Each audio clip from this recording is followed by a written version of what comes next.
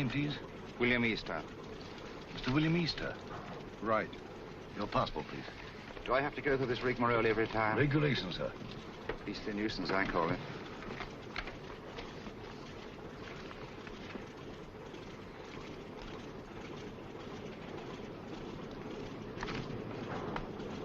You'll receive your American visa in Lisbon. Will there be time? Definitely. We seem to have cut our time pretty close, Sir Henry.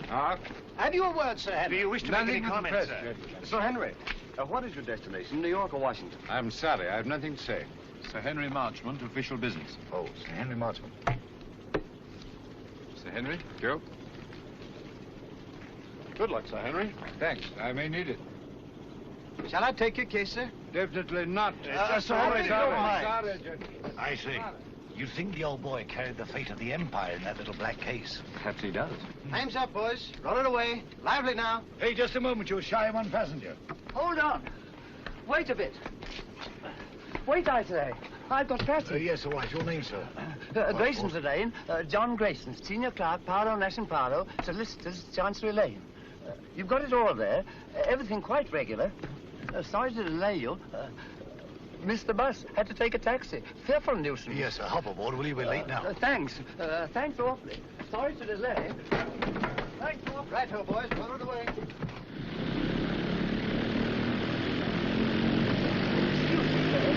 Awfully sorry. Quite all right. No sense of balance. None whatever. Thanks. Clumsy of me. No sense of balance. That's what it is. Effect of the inner ear, I fancy.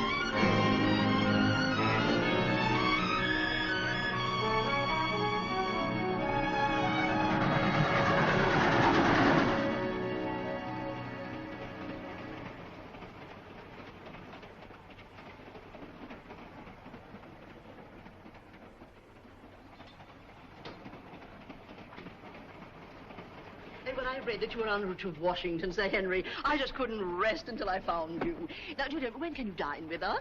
Very kind, Mrs. Jellison. I'll put you first on my unofficial list. Oh, I have a much better idea. You must let me put you up during your stay. Thanks very much, Washington but- is so crowded. I'll put you in the blue room. Come in.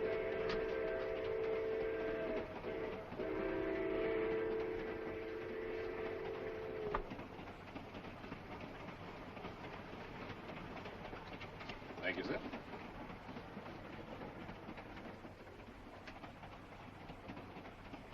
But if Sir Henry isn't the one, who is? I don't know. But they had received a cable from London tipping him off. It's up to us to find the real British agent before this train reaches Washington. Yeah. Whoever's got the document will be protected there. If Sir Henry isn't carrying it... I've got it. Besides Sir Henry and myself, only one man has come all the way from London. A chap called Grayson, John Grayson. Oh, then Grayson's our man. Grayson's carrying the document, while Sir Henry's being used as a decoy. It's so old, it's new. When Grayson leaves the club car and goes to get his luggage, that's our cue. We know what to do, Easter. Good. That's Grayson standing at the bar. The little fellow.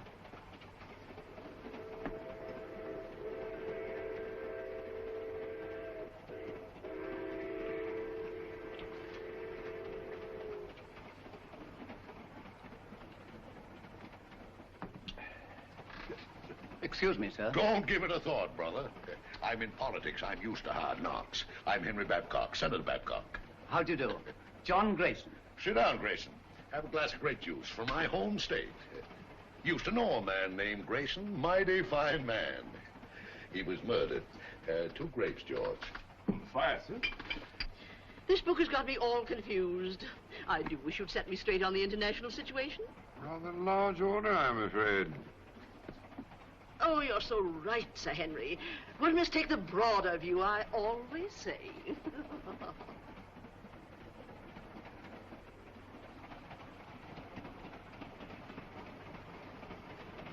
Another grape juice, Grayson. You can't have too many vitamins, I always say. Thanks, Senator. But if you don't mind, I'll have a whiskey and soda. Why, sure. George, bring him over, will you? Yes, Let's sir. get a chair. I was built for comfort.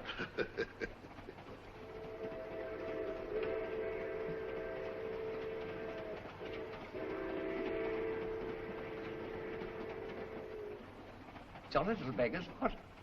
Kept to myself as a lad, till Mother got a cat. Shh. Don't say C-A-T. Oh, sorry.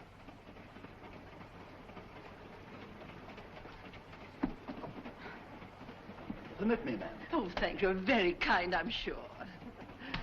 Pardon me, sir. Here we are. Porter. Yes, sir? Are we on time?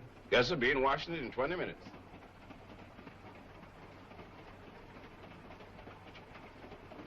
By the way, Grayson, what's your line? Line? Yeah, what business you in? What's your racket? Oh, I represent a London legal firm. Parlow, Nash & Parlow. Parlow. I used to know a man named Parlow. No, it was Marlowe. Couldn't have been the same fella. No, I suppose not. I've been making the tour of my state, getting the opinions of the home folks, taking a lot of their ideas back to Washington. I'd like to hear more of your activities, Senator. Give me your address, sir, and I'll have all my speeches mailed to you. You're quite too kind, sir. Sorry I have no card.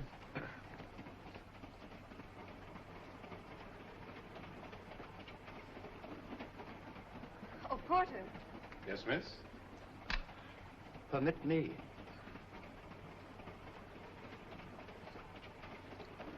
Thank you very much.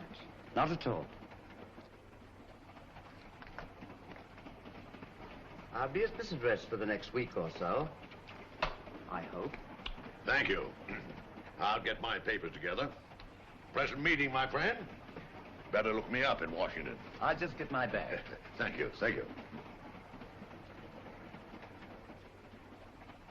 Oh, I forgot to pay George. Excuse me, sir. Well, what's the matter? Just a little blackout. Keep your seat. Just a little blackout. Keep your seat. Mice! Oh, dear. All gone.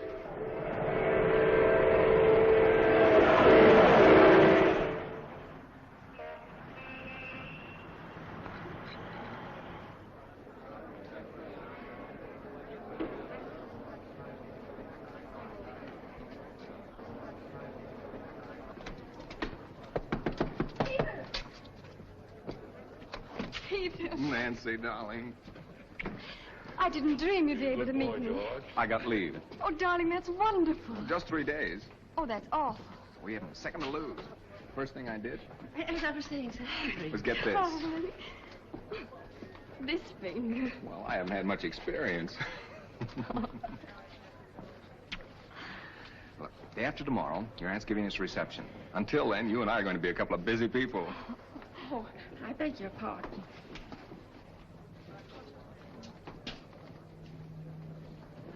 Goodbye. Who's your boyfriend? You needn't worry. He just lit a cigarette for me.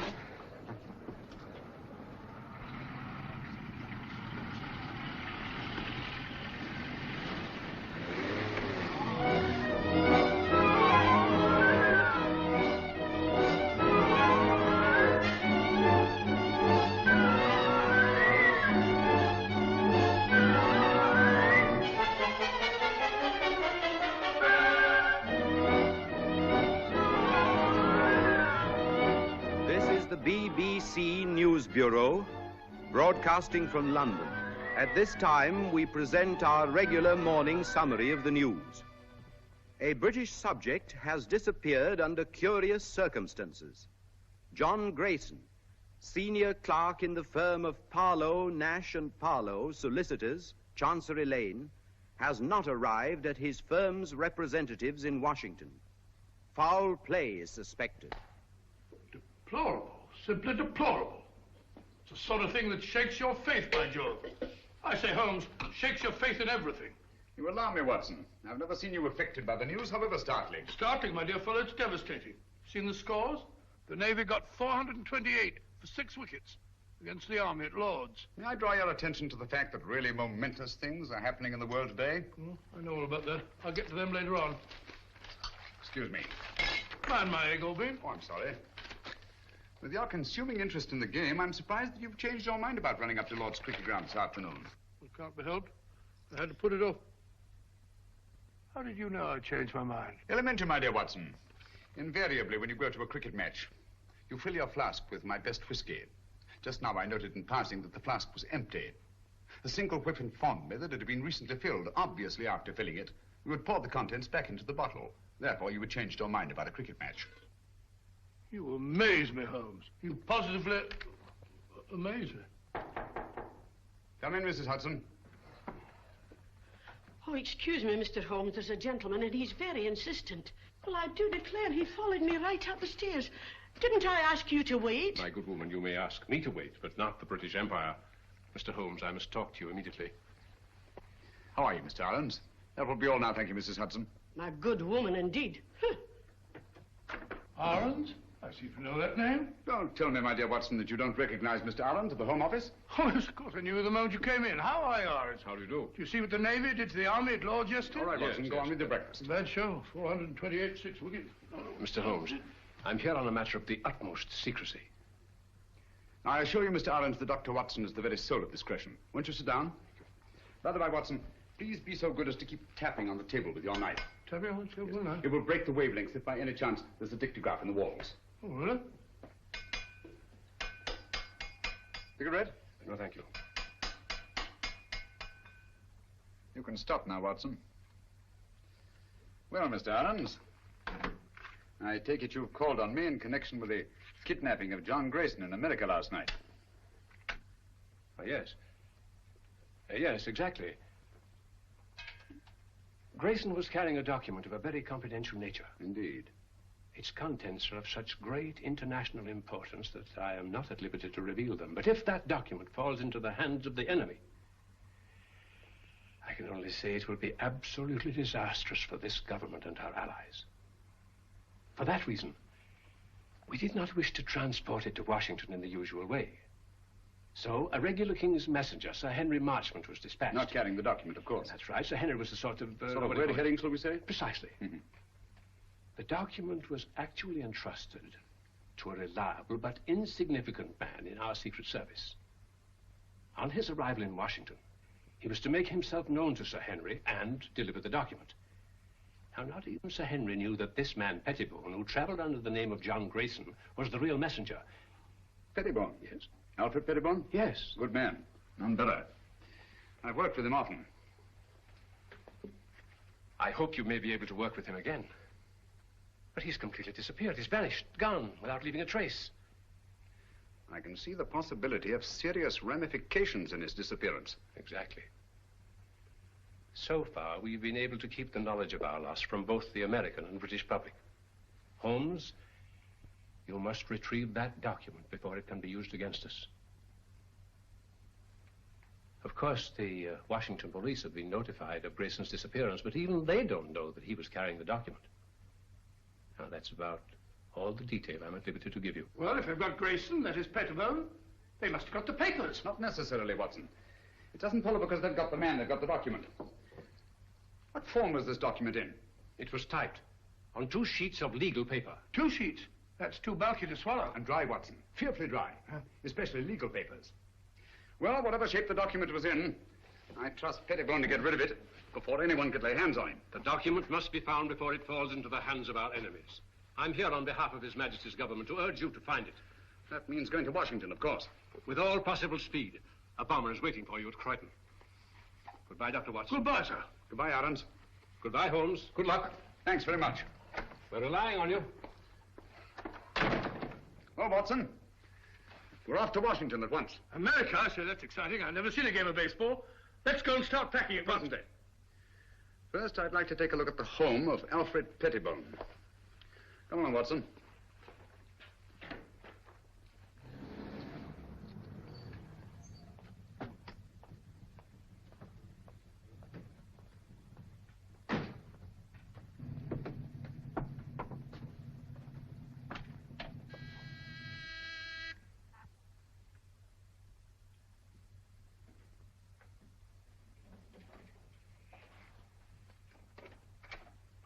Why, Dr. Watson, what a surprise. And Mr. Holmes, won't you come in? Thank you. I'm frightfully sorry, but you won't find my son in. He's gone to Washington. Some business or other. Poor fellow, I'm afraid that he'll never get used to the climate over there. Would you mind if we looked over your son's room? Why, of course. It's upstairs. Thank you. Some friends tell me it's very, very muggy, very sticky.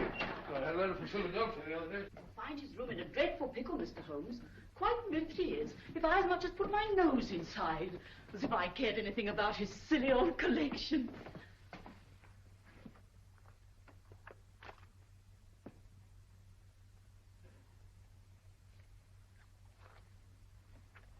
This sort of Pettibone seems a curious sort of fellow. Sort of collector of collections. Postage stamps. Military buttons. Butterfly. I don't know. Bugs. Snapshots. All sorts of rubbish. Yes, I shall write a monograph someday on the noxious habit of accumulating useless trivia.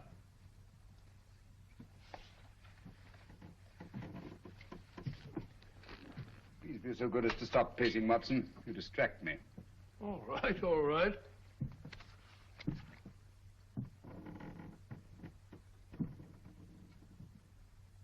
Unless I'm greatly mistaken, our friend Pettibone did not carry 2 pages of legal paper when he left this room. I wouldn't be too sure, Holmes. Ashes are deceptive, you know. On the contrary, my dear Watson, the rag used in our official documents leaves an ash that is unmistakable. Oh, do stop pacing. I'm not pacing. I've moved an inch. I'm sorry, old fellow. My error.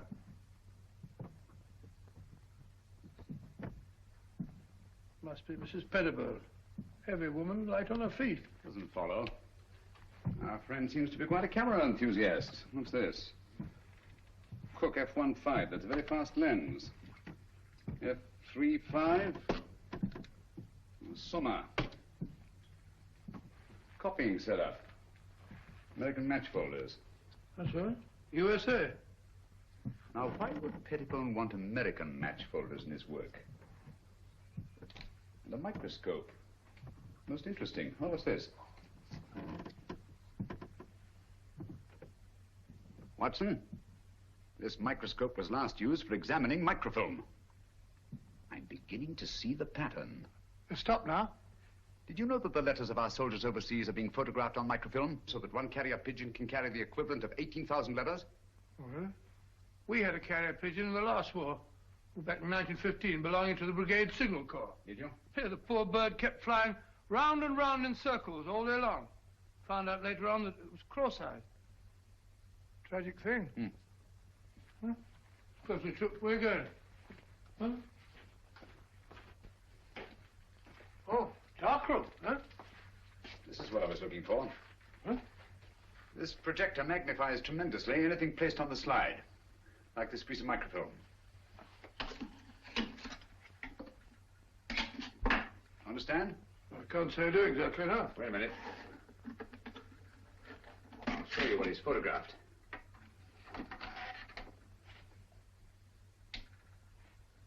Oh, it's a match folder. What do you want to photograph that for? Probably to line up his equipment before he photographed the document. We've got it, Watson. Oh, have we? Yes. Come along. Oh, it's all as clear as mud to me. Just as I thought. This document has been reduced to microfilm to make its concealment possible. Alfred Pettibone is a most ingenious fellow. A bulky document is obviously difficult to conceal. But 2 pages of a state paper, photographed on microfilm, would be reduced to a size no larger than a halfpenny stamp. Slitting a match folder with this razor blade, Pettibone placed the now minute document inside, stuck it together again, and there he had it. An American match folder, rare in London, but completely inconspicuous in the United States.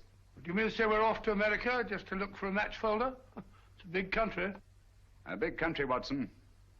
And a small match folder. Come along.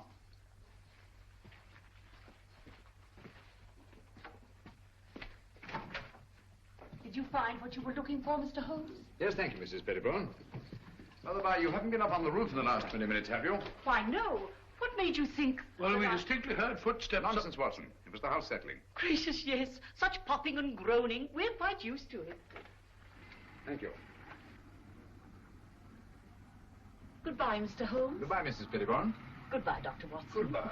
So sorry you missed Alfred. I'll tell him the minute he gets back. Gets back? Oh, yes, of course. Well, goodbye again, Mrs. Pettibone. Just a minute, Watson.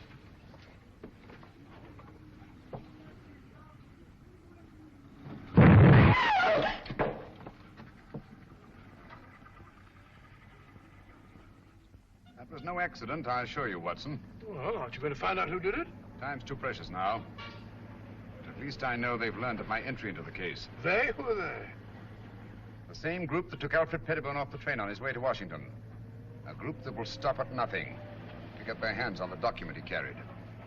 Their leader is a clever, resourceful criminal who seems to have sources of information from everywhere. Oh, that means a worldwide organization. Who'll stop at nothing, you say? Quite.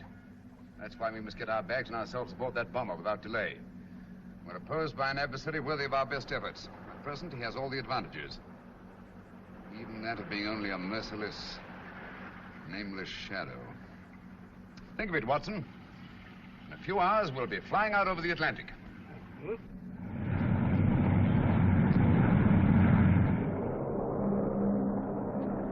We're flying over New York, sir. New York, eh? Yes, sir. We've been cleared by radio. Non-stop, Washington.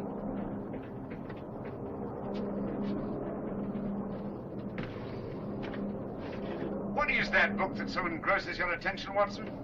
A book on the quaint customs and manners of America. We must be halfway across, and I've only got to page 37. For your information, my dear fellow, we are now flying over New York. Flying over New York? Gracious me. What do you think?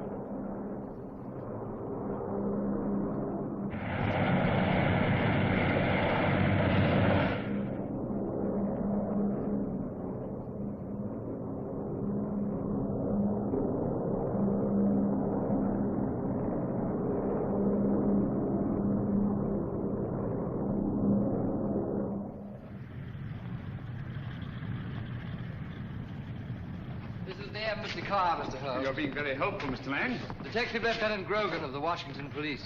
How do you do? Welcome to Washington. Thank you. This is my associate, Dr. Watson. How do you do, sir? How are you? I suppose I should say, how are you, buddy? What's cooking? Oh, come along, Watson. Oh, it says in the book. What's cooking?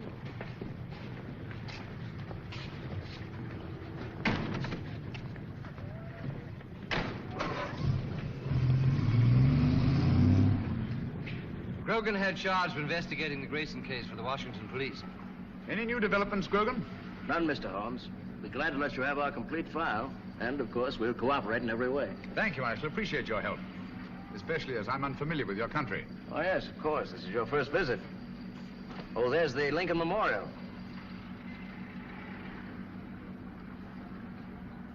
Most impressive. Oh, by the by, Mr. Lang, thank you for your cablegram. I received it just before I left London. Cable? I sent no cable. About our reservations at the Hotel Metropole. Why, no. We thought you'd stay at the embassy, of course. Look at that. Well, since some strange person has taken such an extraordinary interest in my welfare, I think I shall stay at the Hotel Metropole. Oh, Mr. Holmes, there's the Washington Monument. There's the Capitol, Mr. Holmes.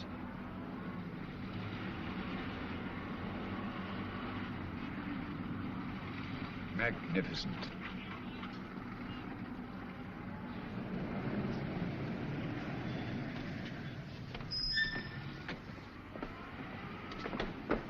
We're expecting you, Mr. Holmes. Thank you.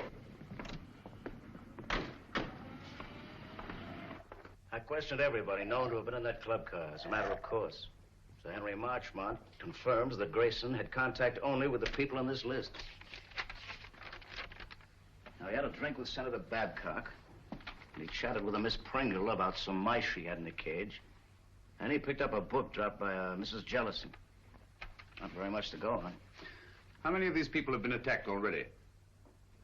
I've heard about your deductions, Mr. Holmes. Well, Senator Babcock was held up on his way from the station, with nothing taken. Mrs. Jellison's home was ransacked that night. And she found the book that she carried from the train literally torn to bits. That's right. Miss Pringle? Well, Miss Pringle says someone released the mice from the cage during the night sometime, and she found the cage torn apart.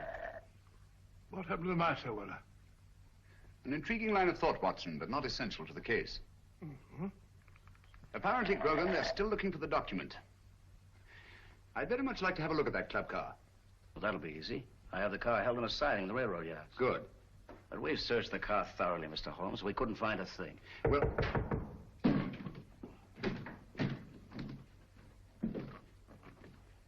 What are you doing? What's this? Mr. Holmes, your trunk. Trunk? I have no trunk. It says right there. To Sherlock Holmes, Hotel Metropole. How was this trunk delivered? The expressman brought it, sir. What's the name of the company? Do you remember the license number? Naturally, I didn't notice that. I just signed for it. All right, thank you. That'll do. Well, this trunk's not locked.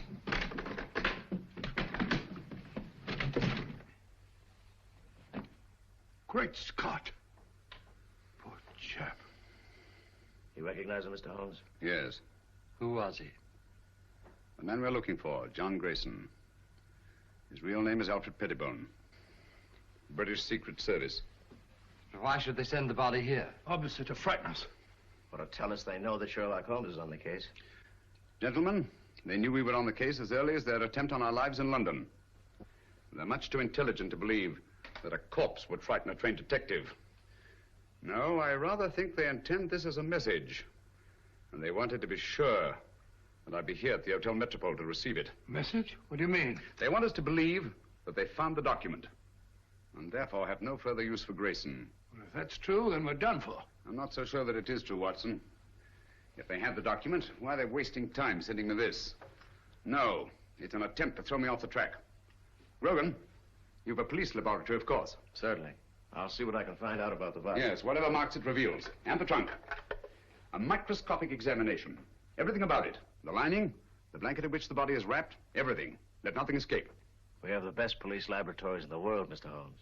I beg your pardon, Lieutenant Grogan. Oh. You see, I'm so accustomed to working quite alone at my lodgings in Baker Street that I sometimes forget the more modern scientific methods so particularly effective here in America. But if there's anything there, they'll find it, Mr. Holmes. While you're doing that, I'll take a look at the club car. Coming, Watson? Here we are, Mr. Holmes. I have the porter, as you asked, and the railroad company sent Mr. Moore to unlock for us. Delighted. How do you do? Very good. Let's go in. This way, gentlemen. Well, it looks as if the police have made a thorough search.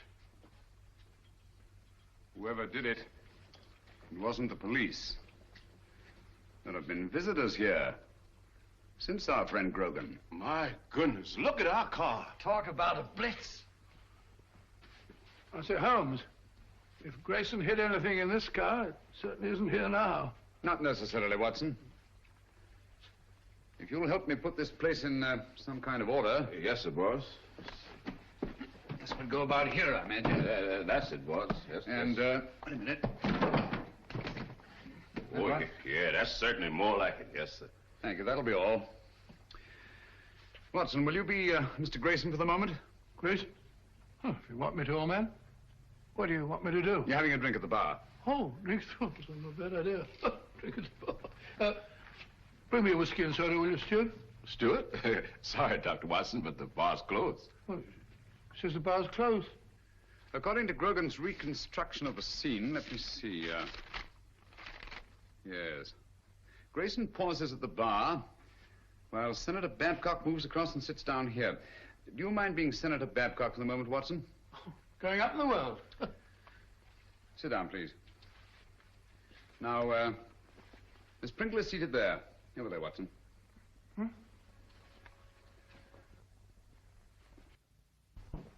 Now, Miss Pringle. That's right, the mouse woman. Oh, the mouse woman. Watson, over here, please. No, not there. Not there. That's Senator Babcock. Oh, pardon me, Senator. Sit down, please. Now, you're Mrs. Jellison. Oh, excuse me, Mr. Holmes. He ain't Mrs. Jellison. He's the young lady. What? Sir Henry Marchmont was sitting right here, and Miss Jellison was right here. She's a sort of a big, fat lady. What did Grayson do that attracted your attention so particularly to Mrs. Jellison? The little man, he retrieved her book. And the young lady sitting here, didn't she converse with the little man? No, sir. That young lady didn't have no converse with no one. When the little man lit a cigarette, she ran back and said, "Thank you very much." But you have matches here for your customers. Oh, yes, she called me, and I saw a cigarette, and I knew she wanted a match. And Grayson used one of his own matches? Dog it. Oh, yes, he took a folder from his coat pocket. Did you put the match folder back in his pocket, or did he give it to the young lady? I don't remember. I was fairly busy. Try to remember. Well, if I should try to doomsday, I couldn't rightly say just what happened to that match folder. Oh, yes. I remember just one important thing. What? When the little man lit a cigarette, he said something very peculiar. What was it? He said, "Permit me." Oh. Well, gentlemen, I'm extremely grateful to all of you. That's all we can do for the present, I think. Since the place was torn to bits after the murder of Grayson, and the attacks on Senator Babcock, Mrs. Jellison, and Miss Pringle, I'm convinced that the document left the club car long before these events. But how? By whom? And who was the mysterious young lady whose cigarette Grayson lighted? Did anyone meet the young lady? He sure did. He? Who was he? Tall, handsome, in a uniform. I see. I suppose you wouldn't remember what kind of uniform. I certainly would. Lieutenant. Navy flyer. My boy's in the Army. He's going to be a flyer, too. Splendid. Did you happen to hear them say anything? Oh, I didn't happen. I just couldn't help hearing it. Mm-hmm. Well, what did they say? Oh, yes, he said he had 3-day leave. He had to move fast before the big party her aunt was giving him. Then, too, he put a ring on her finger, and they both looked mighty happy. Mm-hmm. Just the way you're looking right now. And the way I'm looking myself. Come on, Watson. That's the girl. I told the head I could swear to it. Is the address there? All there. Right in our laps. And also right in the lap of Sherlock Holmes. That's the least of our worries. The head could handle 10 like Holmes. I hope so. But don't underrate that Englishman. I have several friends who did. They now grace some of the best prisons in England.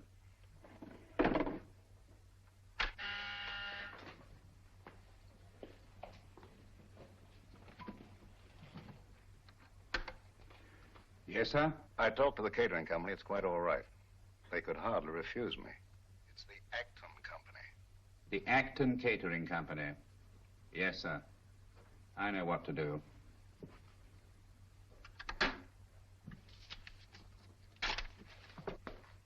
Pop over there. You're going to work for the catering company. Right. When you get in the house, find out all you can. Katie. Yes? You're to go as a guest. Will it be safe? It'll have to be. I'll try and get in the girls' room. Unless you hear from me, carry on as we planned. Flash Gordon. Seems a very capable fellow. Sports pages. These Brooklyn fellows seem to be arguing with the umpire. Story thing. What are you eating, Watson? Gum? Oh. Put it away.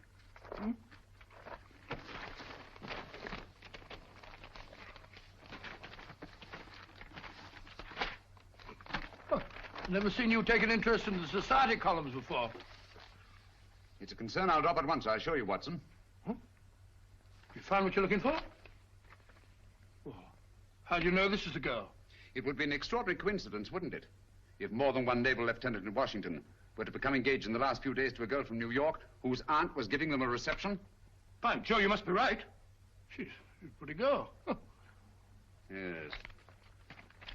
He's walking around with dynamite in a handbag.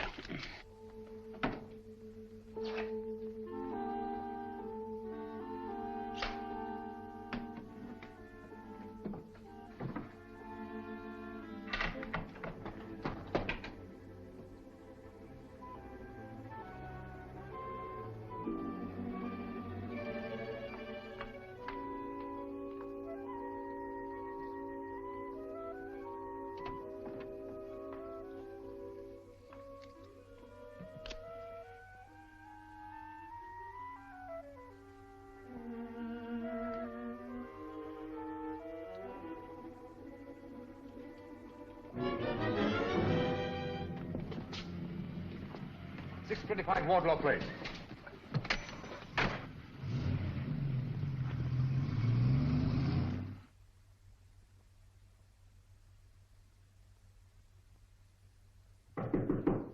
Who is it?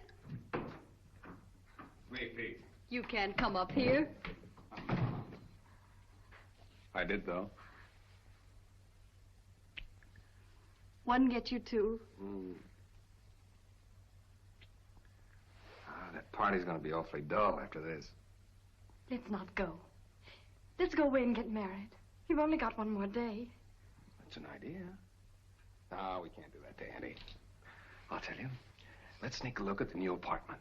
It was awful sweet of Auntie to give us the whole floor of this house for our apartment. The least we can do is let her have the fun of showing it to us. Okay. Let's face the party. I'll get my bag.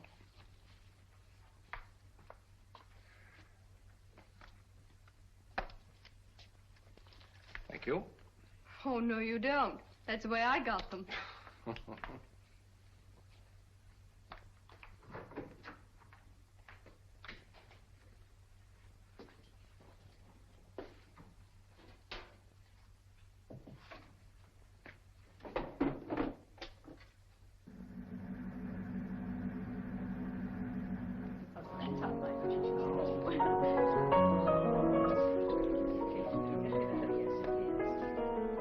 How do you do? So glad you could come. This is Mrs. Oh, dear, what is your name? Ruxton. Of course, I know it as well as my own. And this is Mrs. Vale. How do you do? Isn't it? Quite. Oh, of course. We love it. Not yet. That must be Lieutenant Merriam with Miss Partridge over there. Certainly glad to hear the news, Pete. Congratulations. Well, thank you, Major. Thank you. You're a lucky guy, Pete. I'll see you later. 3rd floor, 1st door. Right. I'll wait there. You bring him up. Thank you, sir. A toast to the happy couple. A toast. Very good. Happy landings. May I well those? Certainly. Me too. Thank you. I'll have fun. I know what I'm doing. Lieutenant Merriam? Telephone, sir. Navy Department calling. Oh, yes. Be right back. Lead on, Macduff. This way, sir. Matches. Match me, darling. Dig them up. Thank you. Oh, Pete, hold it. You can keep them, Major. Oh, thank you.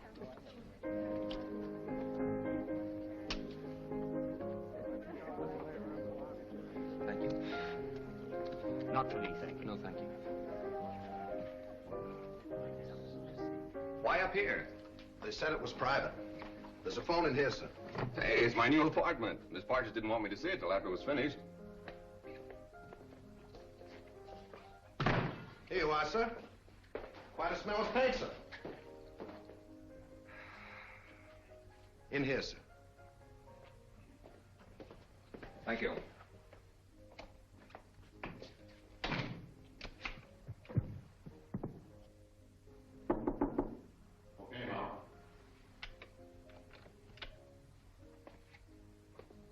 We should get some action, Sir Henry, with Sherlock Holmes in Washington. Yes. I don't mind telling you I'd give anything to get my hands on that document. Yes, I know. Or at least know that it's in safe hands. Thanks. Engaged today and married tomorrow. No, thanks. Have you a match. Miss Partridge? Yes? Lieutenant Merriam asked if you would come to the new apartment. But he's not supposed to see it yet. The new apartment? He must think you're already married. Yes, I don't dare let that man out of my sight. Excuse me, will you please? Surely. Oh, I'm so sorry. May I? Thank you.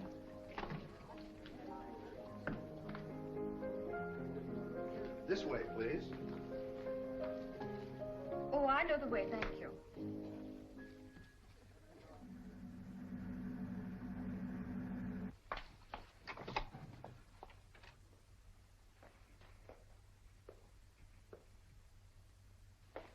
Peter, where are you?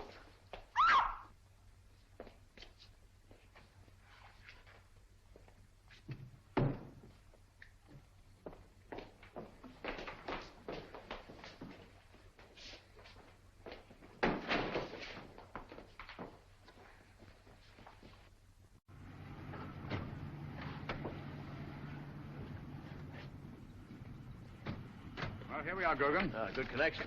We'd better go into the party. Well, I think you better go in first, Mr. Holmes. I'm not very good at this sort of thing. I think you do all right.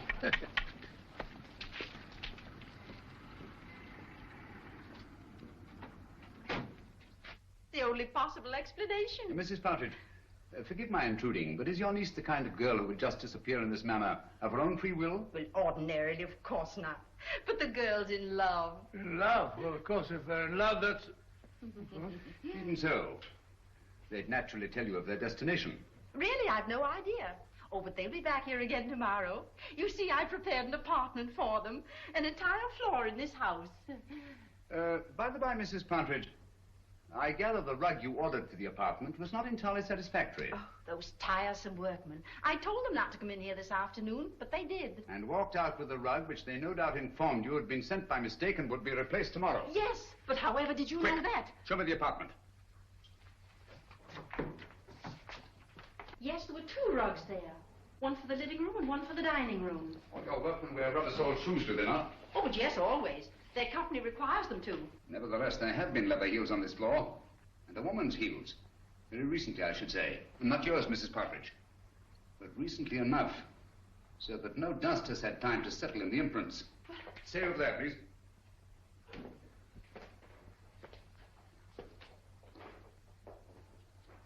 There seems to be a struggle over there. A woman's footprints disappear and a man's leather heels come round and stop there. Either she was carried out in the carpet or else... Where does that door lead to? Why, it's a dressing room.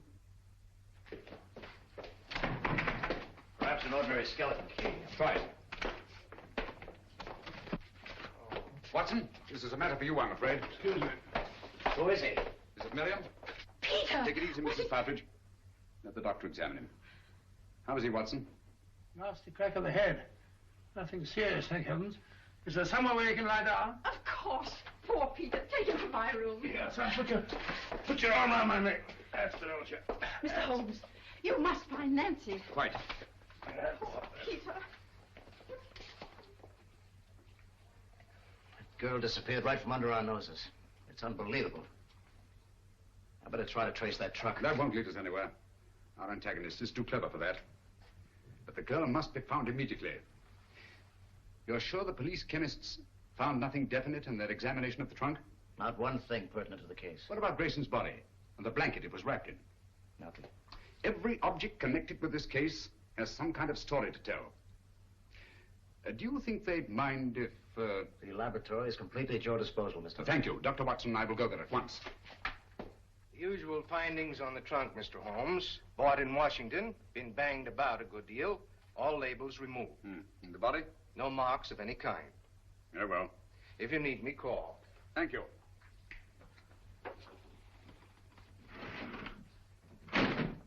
Watson, please. Just tidying up a bit. This blanket is beginning to tell me many things. Really? Don't say so. It only remains to translate them properly. Yes. And just as I thought. This blanket has had a most varied history. It's been on many a sea voyage. The latest not 6 months ago. Since then, it has been used to wrap a multiplicity of objects. Carvings of teak wood. Candle snuffers made of pewter. And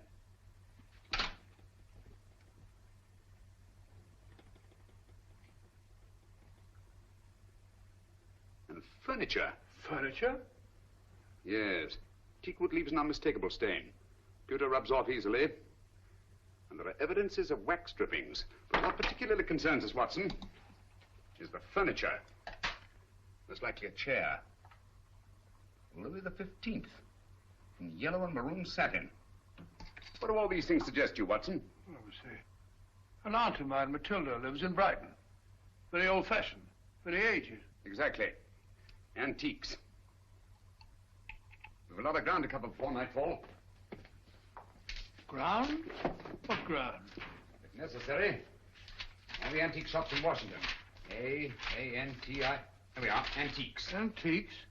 What connection is there, Louis XV's chair with this partridge girl? This sliver of wood came from a Louis XV chair that had once been wrapped in that blanket. From other evidences the blanket supplies, I deduced that it's been used in an antique shop. And whoever controls those antiques murdered Grayson and kidnapped the girl. What? That's it, Watson. Come along. Before the girl's kidnapper becomes her murderer.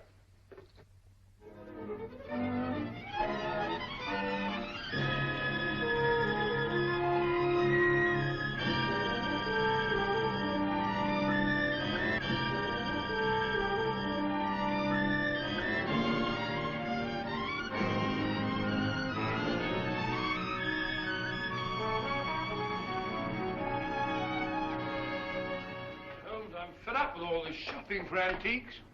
We must keep searching, Watson. The girl's in grave danger. Hello. Hello? Oh, sorry. What is it, huh? This isn't the place it seems to be. Look, Watson. Those cabinets. Obviously imitation, and yet they're priced as if they were authentic. Beware, and all that, eh, Holmes? Watson, I feel certain this is it. This is my purse. May I? Thank you. What kind of a joke is this? Oh, don't bother to answer. You can tell the police all about it. And you shall, I promise you. There are no police here. Haven't you noticed? We are quite alone. I sent for you to ask you a few questions. You always send a rug for your guests. It was a very nice rug, Miss Partridge. It's not my idea of a method of transportation. No, I'm sorry about that, but I'm afraid it was unavoidable. But why? You've no right to bring me here like this. I've always found it wise to take what rights I can get. Miss Partridge, you have a document which I must have. Document? I have no document. It won't do you any good to deny it. But I do deny it. I don't know what you're talking about. You'll remain a prisoner until you produce it. How can I produce it when I haven't got it? But you have. It was observed that on the train you had contact with a little British agent named Grayson. He gave you something. Where is it? But I hardly even noticed the man. I wouldn't even have remembered him if I hadn't seen his picture in the paper. He disappeared or something. He's dead, Miss Partridge. Oh. Now will you tell me what I want to know? But I can't. You won't? I can't, I tell you. Let me out of here. He gave me nothing. That's strange, because I know he spoke to you. There's something very curious about that door up there. To open it, you'd have to know the combination. But I tell you, I spoke to no one on that train. Well, didn't the little man try to be attentive to you? Oh, he may have offered the usual courtesies. I don't even remember. I see. I'm sorry. Aren't you spoke one of these? Thank you. And you're quite sure he said nothing at all to you? Of course I'm sure. Permit me.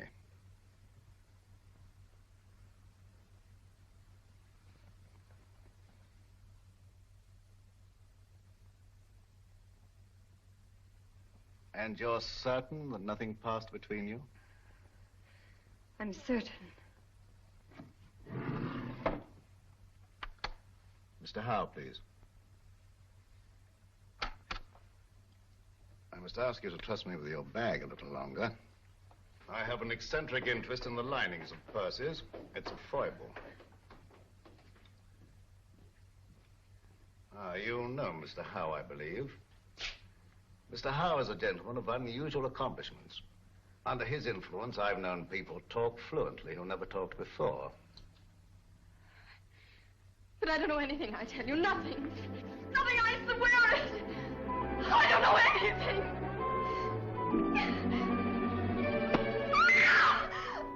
You stay out here. I'll go inside. I'll assume the character of an eccentric art collector. As soon as I'm convinced that this is the place we're looking for, I'll signal to you. And you get Grogan and bring him here on the run. But don't lose any time. An extra second may cost a life.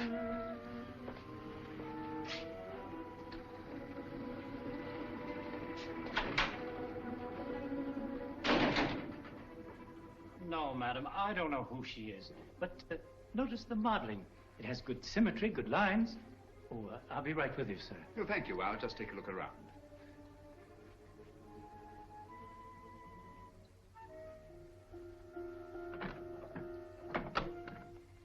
What an extraordinary cabinet. Spanish. Moorish influence. Imitation, of course. It is not an imitation, it's authentic. Oh, come now, my dear man. Ah. May I see some of these ceramics? Those aren't for sale. They're Ming vases mostly, and they haven't been marked yet. Well, that's really of very little consequence.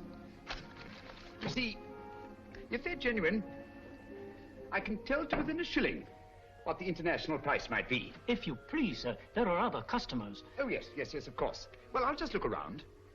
Ah, what a very interesting collection of pewter.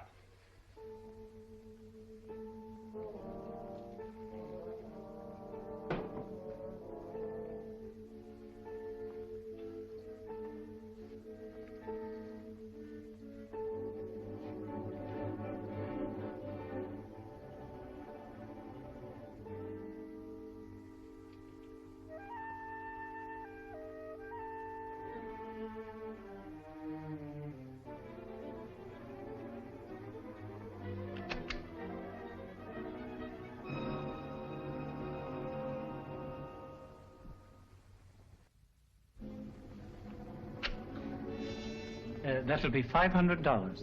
Now, would you just give me the address where you want it sent? Yes, Mrs. J. Wellington, Jr. DuPont Circle.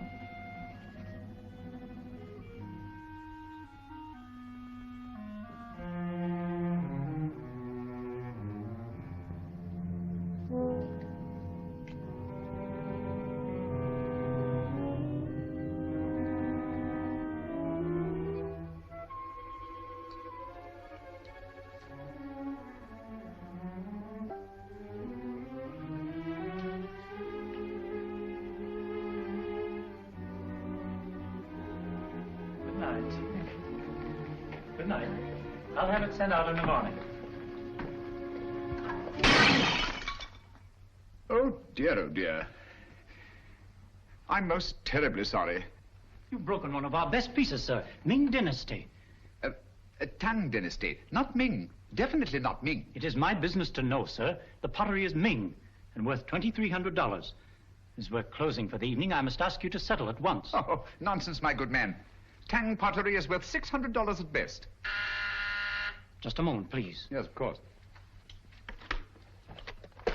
Hello? What's going on up there? A customer dropped a valuable piece of pottery. I'll finish with him immediately. How can you say that it's Ming? 2,300 fiddlesticks. You asked $2,300 for something that's worth no more than $600. I demand to see the proprietor. Now, wait There a are minute, bureaus please. for the protection of innocent customers. Show me to the owner of this establishment, or I'll turn the entire affair over to my legal representative. Ming, indeed. Just a What minute. chicanery, what skullduggery. I mean to put an end to it this very night. Ming for Tang, indeed. And I won't be put off. Call the proprietor immediately. Very well. Just a minute. Yes? This man's mad. An eccentric collector. I can't get rid of him.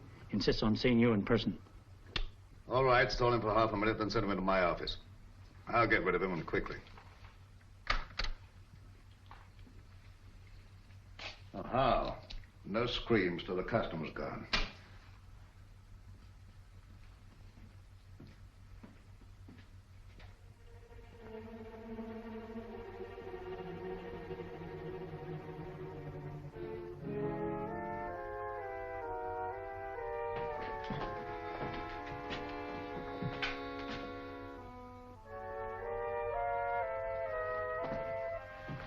You get downstairs. Yes, sir.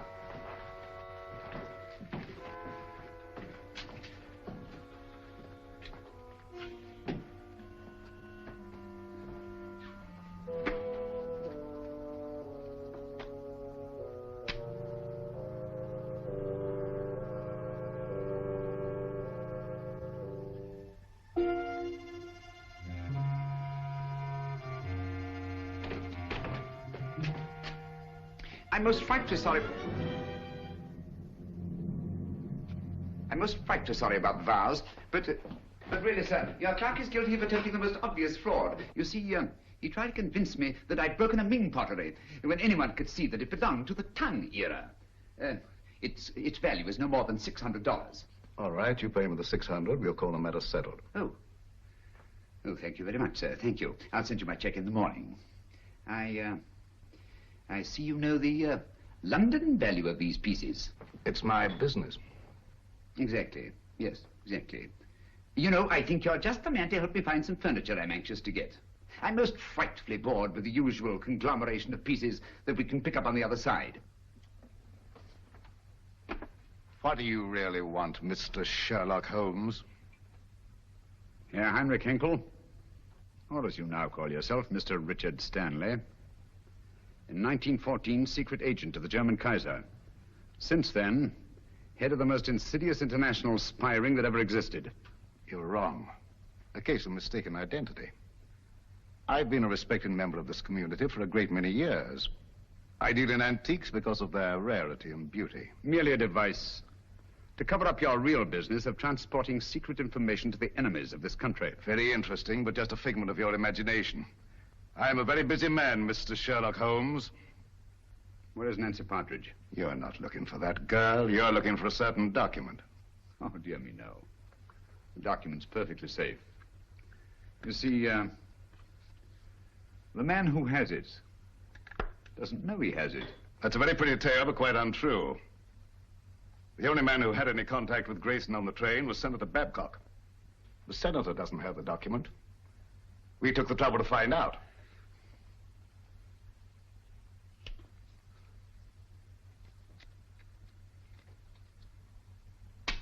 Permit me.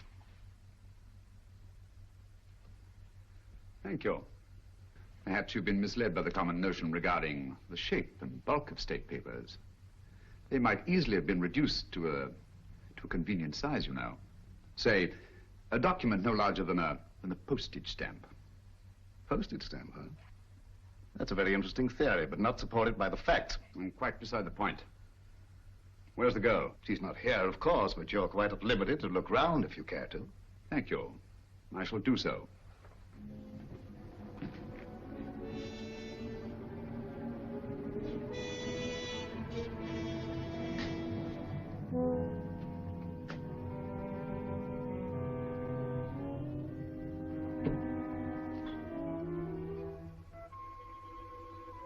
Interesting piece. Spanish, isn't it? Moorish. Oh, my error. It's an amazing specimen. I assure you won't find what you're looking for there. You stimulate my curiosity.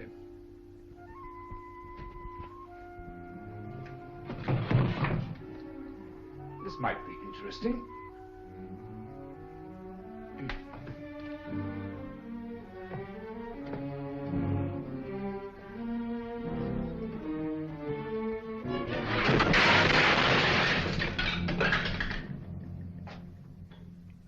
Were an incredibly inventive people, weren't they?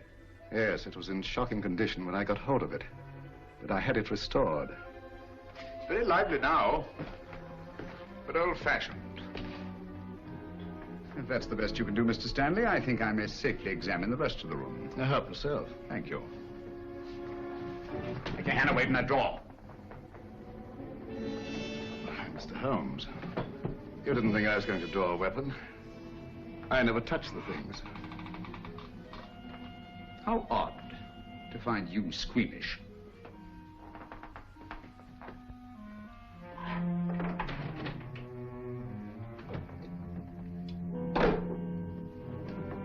That connects only with the shop. You're very quick to say so. And yet a short while ago, I saw two other men in this room. And they didn't go back into the shop, so there must be another exit. And perhaps another room. Yes, Mr. Stanley, what is it? Bring Miss Partridge here at once. Excellent, Holmes. I see your voice hasn't lost its flexibility. And my hand hasn't lost its cunning either.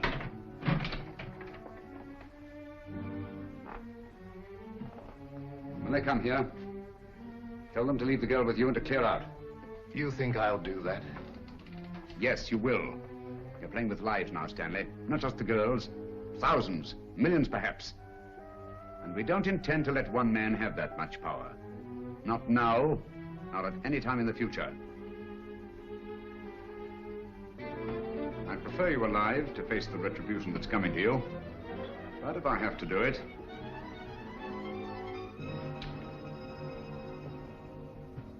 All right, Mr. Holmes. I suppose we must all meet our match sooner or later.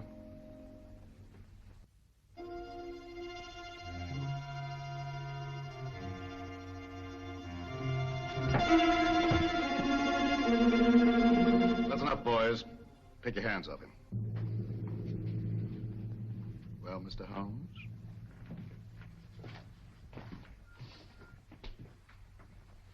Tell the clerk to go home and see the front door's locked. Well, Mr. Stanley? It's the last trick that counts, eh, Holmes?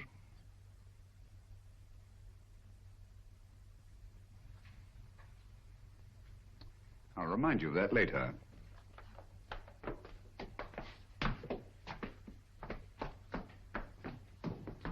Miss Partridge, allow me to present Mr. Sherlock Holmes, the world-famous detective. He's come to rescue you. I don't believe you. Oddly enough, he's telling the truth. My name is Sherlock Holmes, and I did come here to help you. But I seem rather to have missed it. I'm sorry. I'm afraid you've had a bad time. Oh, that doesn't matter. It's Peter. They say they'll do something to him if I don't tell them. They say they've got him. Cheer up. He's quite safe. A tough customer like Peter isn't disabled very long by a clout on the head. He's all right. All okay, Mr. Stanley. Look here, Stanley. This girl knows nothing. I promise she won't even identify you. Well, unfortunately, she knows enough to hang us. So do you. I'm surprised at you walking into a trap like this, but you see the position I'm in and what has to be done. Katie, how?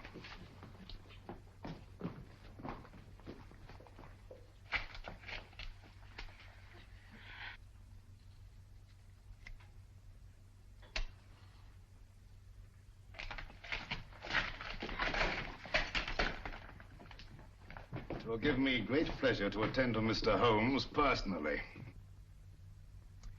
Easter, and the girl's yours.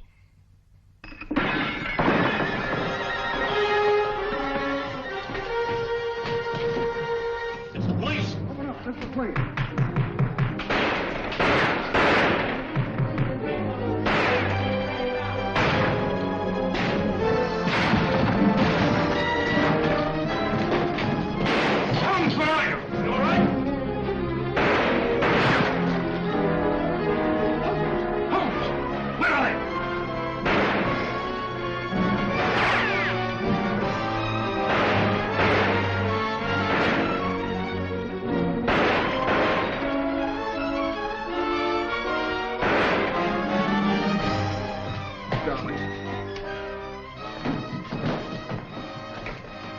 You're safe.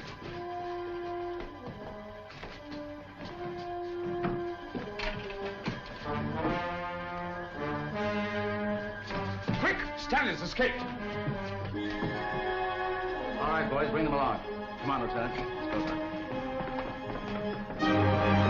Send it off his building. Double quick.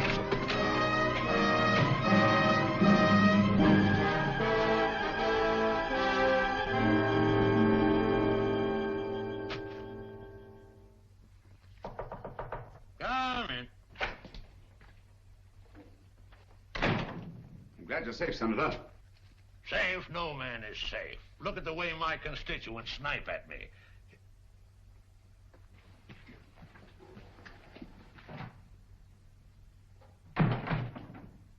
I don't recall seeing your face before, stranger. I don't think we've met. Well, that explains it. My name is Sherlock Holmes. Glad to know you, Holmes. What's on your mind? Senator Babcock. I'm here to inform you of great peril to your life. Richard Stanley, a dangerous criminal, is now on his way here. Richard Stanley? Why, he's a most respectable citizen of Washington, has been for years. What could Stanley possibly want from me? A document. From under the stamps of a letter given to you by a chap named Grayson.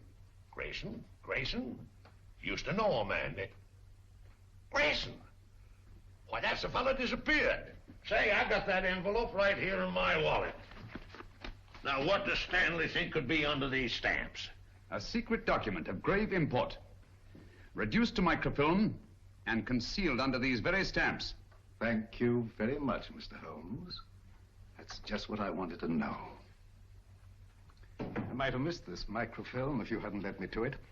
I seem to have underestimated your capabilities, Mr. Stanley. Yes, Mr. Holmes. Your famous powers of deduction and observation made you very well in Limehouse or Soho. But here in America, I believe you're out of your depth. If so, the verdict of history will be severe indeed. You nervous, Sherlock Holmes? I must confess to a marked irritation. Do you mind if I smoke?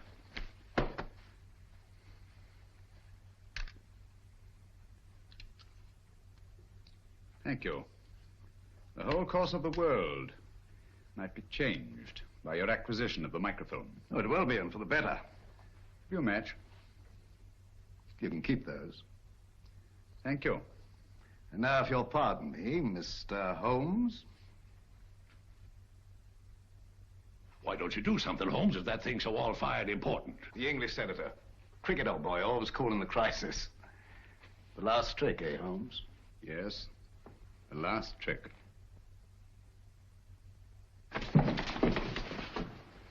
Say, you're a smart fellow, Holmes. Here's the microfilm, Holmes. Thank you, Senator.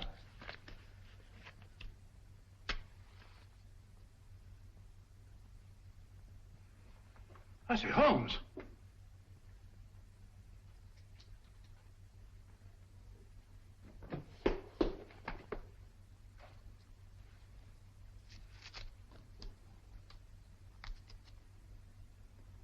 This is the microfilm with the document on it. It'll be in the proper hands within the hour. As I told you, Mr. Stanley, the man who had it didn't know he had it. Come on, let's go. Well, it'll be nice to get home to Baker Street, eh, Holmes? Yes. But this is a great country, Watson. It certainly is, my dear fellow. Look, up there ahead. The Capitol. The very heart of this democracy. Democracy. The only hope for the future, eh, Holmes? It's not given to us to peer into the mysteries of the future. But in the days to come, the British and American people will, for their own safety and for the good of all, walk together in majesty, in justice, and in peace. That's magnificent. I quite agree with you. Not with me. With Mr. Winston Churchill. I was quoting from the speech he made not so long ago. In that very building.